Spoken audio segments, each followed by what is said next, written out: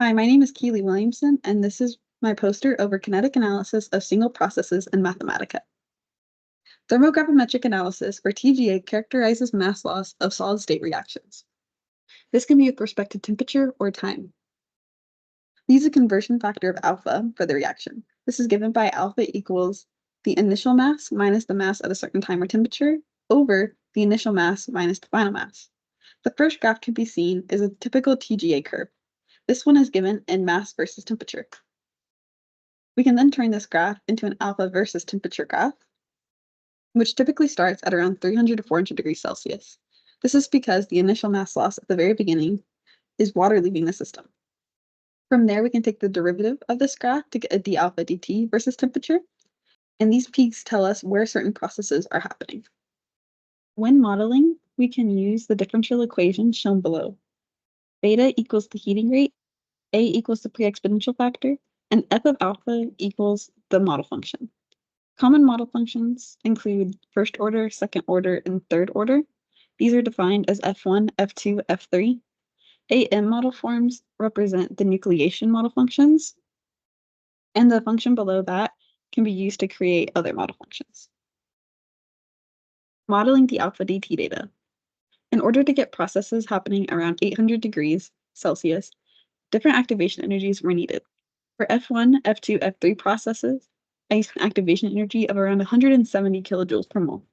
For the diffusion processes, D1, D2, D3, an activation energy of 185 kilojoules per mole was used.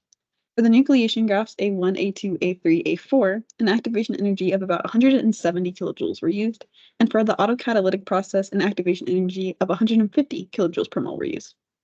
However, you can get almost the same process happening using a different activation energy and Arrhenius constant.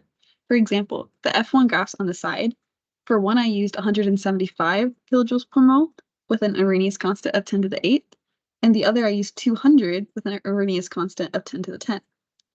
The processes look almost exactly the same, however, they use different parameters to get the same curve. In order to fit these derivatives, or peaks, we use Fraser-Suzuki fitting. It is similar to Gauss fitting, however, it takes into consideration the asymmetry of peaks. The Fraser-Suzuki function has 4 different components. A0 controls the height of the peak, A1 controls the position of the max, A2 controls the width of the peak, and A3 controls the asymmetry. You can see when A3 is negative, we get a leg to the left. When A3 is 0, it is basically a Gauss function. And when A3 is positive, we get a leg to the right. These can be seen in model functions D3, which has a leg to the left, F1, which has a slight leg to the left, and F3, which has a leg to the right. The dotted shows simulated data, and the solid line shows the Fraser-Suzuki fit. One thing to notice is that while F1 has a very good fit with using Fraser-Suzuki, F3 and D3 are not as perfect of a fit, and there is some variation of where the dotted line and the straight line line up.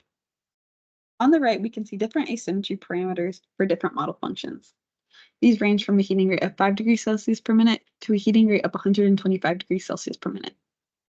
As you can see, the asymmetry parameter does not vary too much, even though we are increasing the heating rate by 2 orders of magnitude. Overall, the asymmetry parameter is good to know for different model functions when analyzing experimental data. These can help to try and figure out which process is happening at different peaks in TGA data. In future experiments, we will see how the asymmetry parameter can help when there are multiple processes happening instead of a single process.